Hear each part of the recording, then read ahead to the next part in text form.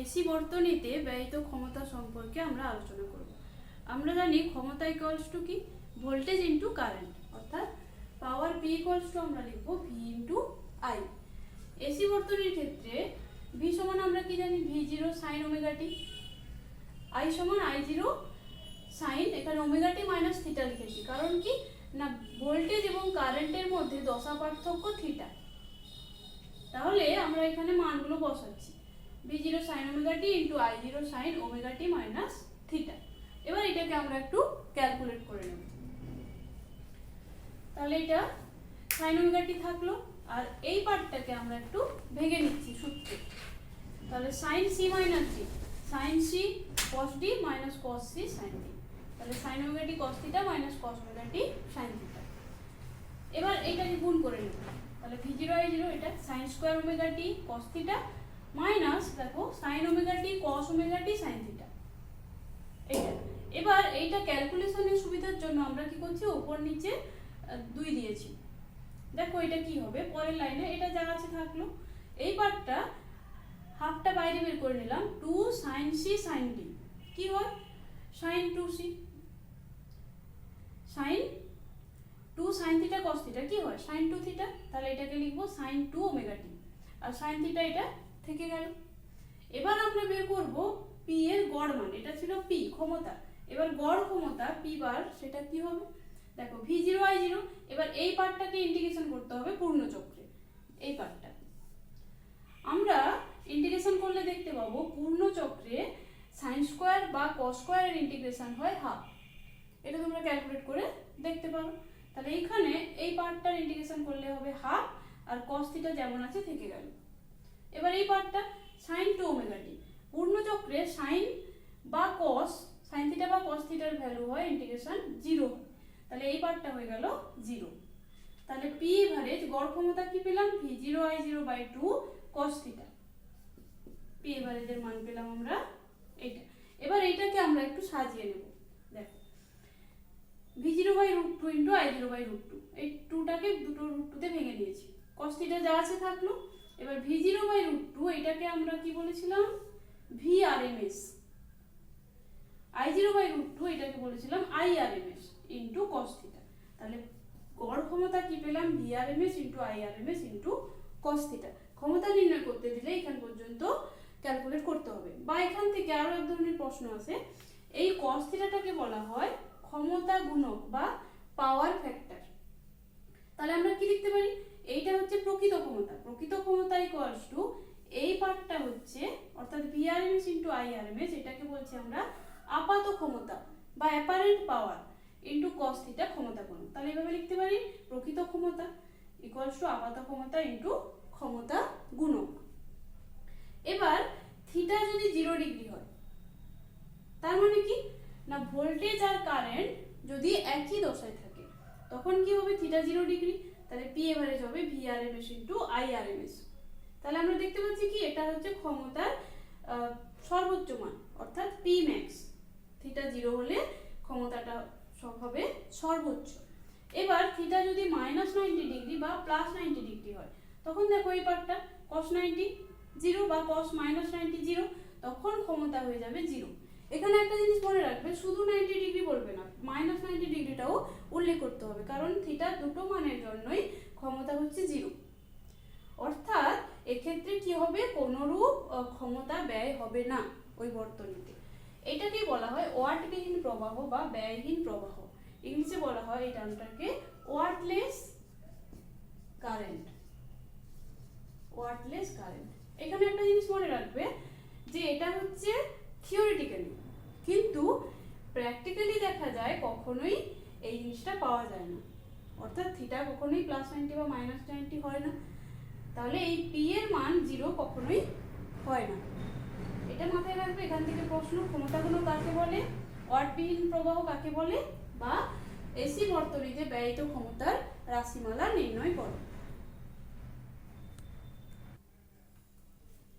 বিশুদ্ধ রোধযুক্ত এসি বর্তনী, এই এখানে একটা বর্তনী যে আমরা এঁকে দেখিয়েছি, দেখো এই একটা সার্কিট, এখানে একটা ভোল্টেজ সোর্স আছে, এসি কে এইভাবে রিপ্রেজেন্ট করা হয়, V equals to V zero sine omega টি।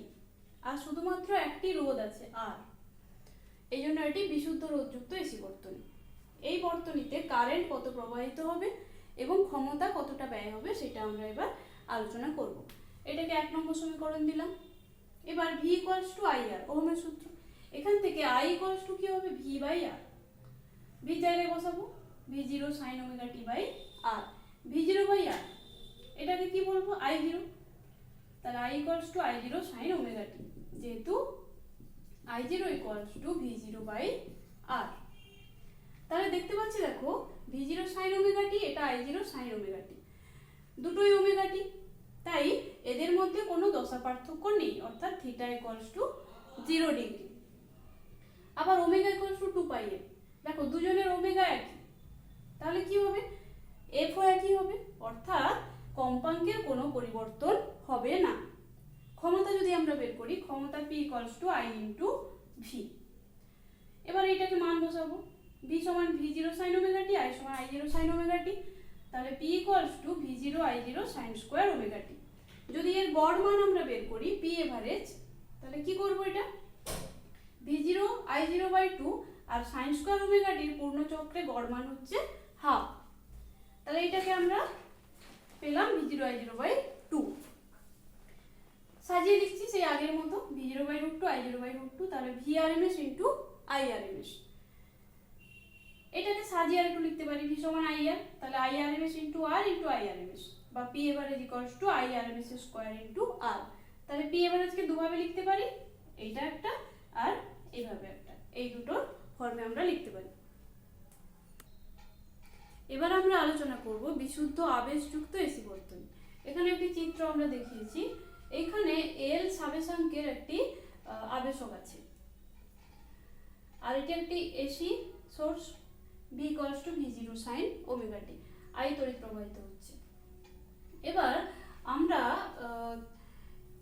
এর আগের অধ্যায়ে পড়েছি যে হচ্ছে সাবেশাঙ্ক, L যদি সাবেশাঙ্ক হয় তাহলে ওই আবেশকে কি হয় না, তড়িৎচুম্বকের আবেশের জন্য একটা তড়িৎচালক বল আবিষ্ট হয়, এবং সেটা লেঞ্জের সূত্র অনুযায়ী কোন দিকে না, সে তার সৃষ্টির কারণকে বাধা দেয়, অর্থাৎ এটা এইখানে যে তড়িৎ প্রবাহ হচ্ছে সেই তড়িৎ প্রবাহকে বাধা দেবে, এবং তার মানটা কত হবে, E equals to minus L DI DT। Minus চিহ্ন এই জন্য আমরা এখানে দেখিয়েছি, যেহেতু বাধা দেয়। তাহলে এই বর্তনীর কার্যকর ভোল্টেজ কত, V equals to V0 sin omega t, যেটা আমাদের সাপ্লাই, এবং আবেশকের জন্য মাইনাস L DI DT। তাহলে এটা হলো কার্যকর ভোল্টেজ। তাহলে কার্যকর voltage V equals to IR equals two I into R, যেহেতু রোধ নেই সেজন্য এই পার্টটা হয়ে গেল 0। তাহলে এখান থেকে আমরা কি লিখতে পারি, V0 sin omega t minus L DI DT equals to IR equals to 0। এটাকে এবার সমাধান করব, দেখো L DI DT equals to V0 sin omega t। DI-টাকে এদিকে নিয়ে চলে এলাম, এদিকে থাকলো V0 by L sin omega t dt। Integration করলাম, তাহলে I সমান কি আসবে, sin omega t minus cos omega t, তাহলে V0 by omega L minus cos omega t plus একটি ধ্রুবক। এবার এই ধ্রুবকের মান যদি 0 হয় তাহলে I সমান কি পাবো, V0 by omega L cos omega t। এই cos ওমেগা t-টাকে আমরা একটু সাজিয়ে লিখছি, দেখো sin omega t minus 90 degree, এইটার মান কত হয়, মাইনাস cos ওমেগা t। তাহলে দেখো এইটা থেকে এইটা করলে এটা প্লাস হয়ে গেল। এবার V0 বাই ওমেগা L, এইটাকে আমরা বলছি এখানে I0, অর্থাৎ কারেন্টের pick value sin omega t minus 90 degree. এটা দেখো I এর ইকুয়েশন পেয়ে গেলাম। তাহলে বিশুদ্ধ আবেশকযুক্ত বর্তনীতে তড়িৎ প্রবাহ I equals to I0 sin omega t minus 90 degree, 2 নম্বর ইকুয়েশন, আর V equals to V0 sin omega t 1 নম্বর ইকুয়েশন। এই দুটো থেকে দেখো এটা হচ্ছে ওমেগা t আর এটা ওমেগা t মাইনাস 90 ডিগ্রি, অর্থাৎ প্রবাহ ভোল্টেজের থেকে 90 ডিগ্রি দশাকোণে পিছিয়ে থাকে, বা V এবং I এর মধ্যে কোণ হচ্ছে 90 ডিগ্রি। তাহলে এটাকে যদি আমি চিত্রে দেখাই তাহলে দেখো এইভাবে দেখাতে পারবো, এদিকে V আর এদিকে I, তাহলে V আর I এর মধ্যে কোণ কত, 90 ডিগ্রি। আচ্ছা, এবার I0 সমান কি ধরেছি, V0 বাই ওমেগা L। দেখো ওহমের সূত্রের সঙ্গে যদি তুলনা করি, ওহমের সূত্র থেকে I সমান V বাই R, v0/ওমেগা এল। তাহলে তুলনা করলে দেখতে পাচ্ছি, দেখো এখানে রোধ যেটা, এখানে ওমেগা এল, তাহলে রোধ থাকলে সেটা বাধা। আর যদি আবেশক থাকে সেক্ষেত্রে আর তাকে রোধ বলবো না, তাকে বলবো আবেশী প্রতিঘাত। অর্থাৎ রোধযুক্ত বর্তনীতে আর এর যা কাজ, এল সাবেশাঙ্কের আবেশযুক্ত বর্তনীতে ওমেগা এল এর হচ্ছে সেই একই কাজ। এটাকে বলা হয় রিঅ্যাকট্যান্স বা আবেশী প্রতিঘাত। এই ওমেগাটা কি? ফ্রিকোয়েন্সি, অ্যাঙ্গুলার ফ্রিকোয়েন্সি, আর হচ্ছে এলটা হচ্ছে এই যে আবেশকের সাবেশাঙ্ক। এটা খুব ইম্পর্টেন্ট। ক্ষমতা যদি এবার আমরা বের করি, ক্ষমতা সমান হাফ v0i0 cos থিটা। এটা হচ্ছে এর এভারেজ ভ্যালু। এবার মান বসিয়ে দাও, cos থিটার মান, থিটা এখানে 90 ডিগ্রি, তাহলে cos 90 0, তাহলে ক্ষমতা হয়ে যাচ্ছে এখানে 0। দেখো ক্ষমতা 0, তাহলে এটাকে কি বলবো? ওয়াটহীন প্রবাহ। যে প্রবাহের জন্য ক্ষমতা 0 হচ্ছে, বা এই ক্ষমতাটাকে আমরা বলবো ওয়াটহীন ক্ষমতা। বিশুদ্ধ ধারকযুক্ত এসি বর্তনী। এখানে একটি চিত্রে দেখানো হয়েছে, দেখো একটি এসি বর্তনী, AC source v = v0 sin omega t 1 নম্বর ইকুয়েশন দ্বারা আমরা দেখিয়েছি। এখানে একটি ধারক লাগানো আছে যার ধারকত্ব c। এখান দিয়ে I তড়িৎ প্রবাহিত হচ্ছে, তাহলে এই তড়িৎ প্রবাহ I এর মান আমরা নির্ণয় করব। এখানে এই যে ধারকটা, তার c ধারক, তাতে সঞ্চিত আধান যদি q হয় এবং প্রান্তীয় বিভব পার্থক্য যদি v হয়, তাহলে আমরা কি লিখতে পারি? q সমান cv, ধারক ও ধারকত্ব অধ্যায়ে আমরা এটা পড়েছি, বা v সমান q/c। অর্থাৎ এই ধারকের প্রান্তীয় বিভব প্রভেদ q/c। এটা কি করে? এই I তড়িৎ প্রবাহকে বাধা দেয়। তাহলে এই বিভব প্রভেদটাকে আমরা মাইনাস চিহ্ন দিয়ে লিখেছি। সেই জন্য এখানে কার্যকর বিভব প্রভেদ বা v effective = v0 sin omega t minus q/c। আবার ওহমের সূত্র অনুসারে v সমান IR, তাহলে এটা সমান IR। যেহেতু আর নেই তার জন্য এই মানটা হবে 0। অর্থাৎ আমরা কি পেলাম? হ্যাঁ, v0 sin omega t minus q/c = 0। এই ইকুয়েশন থেকে দেখো কি পাচ্ছি, আমরা সাজিয়ে নিচ্ছি q/c = v0 sin omega t।